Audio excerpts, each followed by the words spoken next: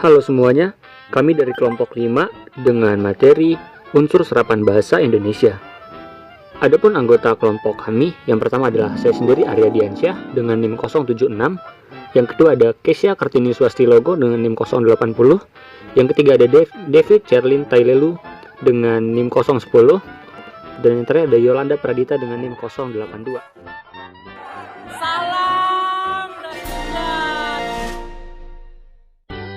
Baik, saya akan menjelaskan tentang sejarah dan juga pengertian dari kata serapan.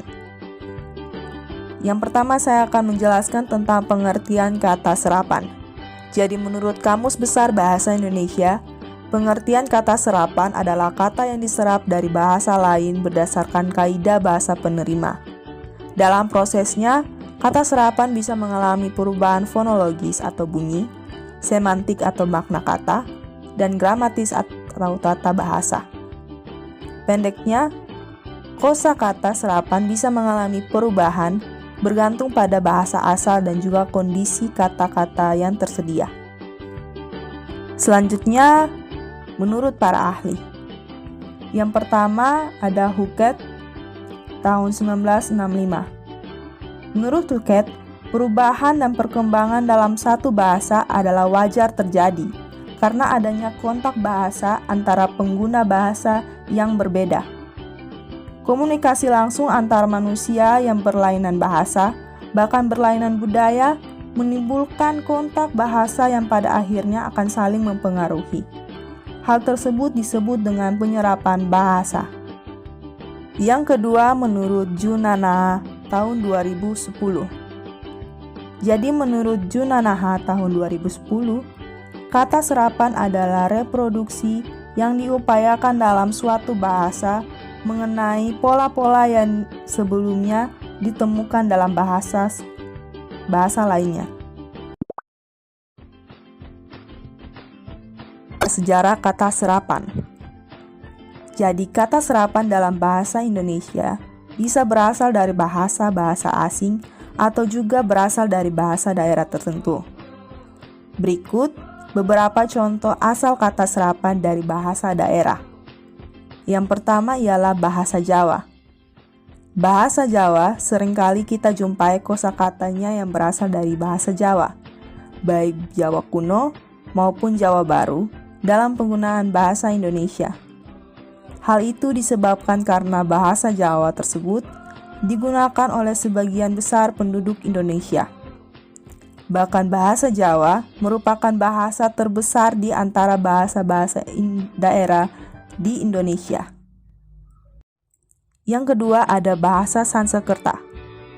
Menurut Sarujin tahun 2010, menyebutkan bahwa ada dua cara masuknya bahasa Sanskerta ke dalam bahasa Indonesia, yaitu secara langsung dan secara tidak langsung. Secara tidak langsung, bahasa Sanskerta masuk dahulu ke dalam bahasa Jawa kuno.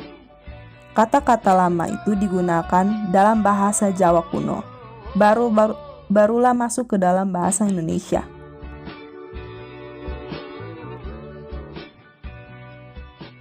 Selanjutnya, dari manakah asal bahasa? Jadi, berdasarkan asal, bahasa Indonesia menyerap banyak kata dari bahasa-bahasa lain, terutama yang pernah berhubungan langsung dengan Nusantara, baik melalui perdagangan, penjajahan, maupun perkembangan ilmu pengetahuan. Hai teman-teman, di sini saya akan menjelaskan syarat terbentuknya kata serapan. Apa aja sih? Yuk simak selanjutnya. Nah, di sini saya akan menjelaskan 3 syarat terbentuknya kata serapan. Yang pertama itu ada istilah kata serapan harus memiliki konotasi yang sama. Nah, yang kedua, bahasa yang diserap harus disepakati oleh banyaknya pengguna. Ya, penggunanya itu maksudnya pengguna kata serapan. Nah, yang ketiga adalah bahasa kata serapan harus lebih simpel dari sinonim yang ada yang terdapat di bahasa Indonesia. Terima kasih. Baik, di sini saya akan menjelaskan Seperti apa proses penyerapan dan contohnya? Proses penyerapan di sini terbagi menjadi 3. Yang pertama adopsi, yang kedua adaptasi, dan yang ketiga pungutan. Di sini kita akan membahas yang pertama adopsi. Adopsi adalah pengambilan bahasa mentah-mentah tanpa diubah sedikit pun. Adopsi juga merupakan kaidah penyerapan kosakata asing yang memiliki makna yang sama dalam bahasa Indonesia tanpa ada pengubahan ejaan, pengucapan, dan penulisan sama sekali. Jadi poin penting di sini kita ambil adalah mentah-mentah tanpa diubah sedikit pun. Jadi kata serapan dari bahasa asing itu dipakai dalam bahasa Indonesia tanpa adanya perubahan sedikit pun. Beberapa contoh kata serapan dari bahasa Inggris yang mengalami proses adopsi seperti data, film, golf, dan internet. Yang kedua itu adaptasi. Adaptasi pengambilan bahasa dengan diubah tulisan atau lafal. Adaptasi juga merupakan kaidah penyerapan kata asing yang digunakan karena memiliki makna sama dalam bahasa Indonesia. Tapi kata tersebut telah mengalami perubahan dalam ejaan, pengucapan, dan penulisannya sesuai dengan kaidah bahasa Indonesia. Jadi poin kedua ini adalah adanya perubahan dalam kata serapan. Apa perubahannya? Perubahannya dalam bentuk tulisan atau pun lafal dan pengucapannya berbeda. Adapun contoh serapan dari bahasa Inggris yang melalui proses ini adalah bisnis yang diadaptasi dari kata business atau bisnis, dan aktor yang diadaptasi dari aktor.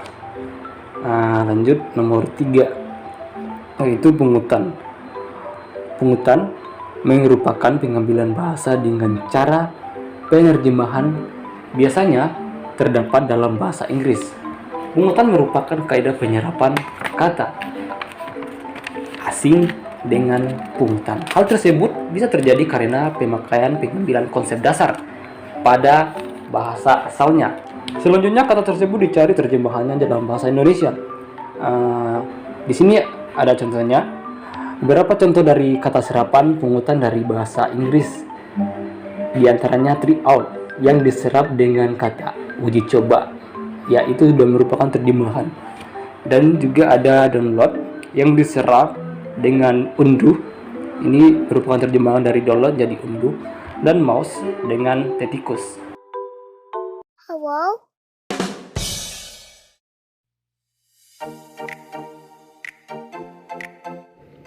Oke, selanjutnya kita masuk ke materi contoh kata serapan dari bahasa Jawa, Betawi, Sunda, Sanskerta, Inggris, Belanda, dan Arab.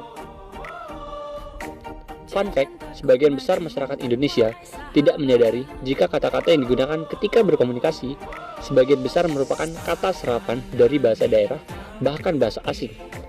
Contoh kata serapan dari bahasa daerah sangat banyak dan biasanya menggunakan kata dari daerah Jawa, Sunda, Betawi, dan masih banyak lagi.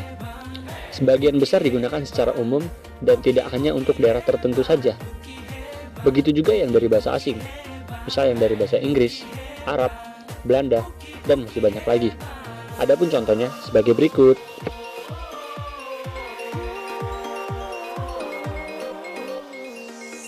Oke, contoh yang pertama adalah berasal dari bahasa Jawa. Contoh yang pertama adalah garam, yang berasal dari bahasa Jawa yaitu garam. Yang kedua bercanda, berasal dari bahasa Jawa yaitu guyon. Yang ketiga motor, yang berasal dari bahasa Jawa yaitu montor.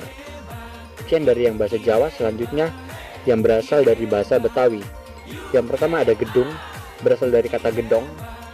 Yang kedua kurus, berasal dari kata ceking. Yang ketiga sombong, berasal dari kata belagu. Yang keempat aku atau kamu, yang berasal dari bahasa Betawi yaitu gue atau lo. Bahasa daerah selanjutnya adalah berasal dari bahasa Sunda. Yang pertama adalah terlihat berbeda atau berasal dari kata pangling. Yang kedua sakit badan atau nyeri. Yang terakhir lumayan, lebih baik atau mending. Selanjutnya yang berasal dari bahasa Sanskerta. Yang pertama adalah agama. Bahasa Sanskertanya agama, yang berarti tradisi suci. Yang kedua aksara. Bahasa Sanskertanya adalah aksara, yang berarti huruf.